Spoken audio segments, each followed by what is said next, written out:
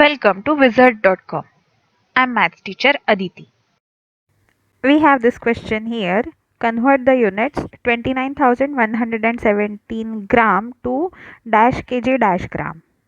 So we can write 29,117 grams like this, 29,000 grams plus 117 grams.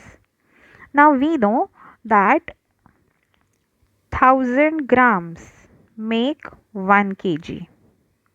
So 29,000 grams make 29 kg, and remaining 117 grams will not we will not be able to convert to a kilogram, so we can write 29,117 grams as 29 kg 117 grams. So this is the answer.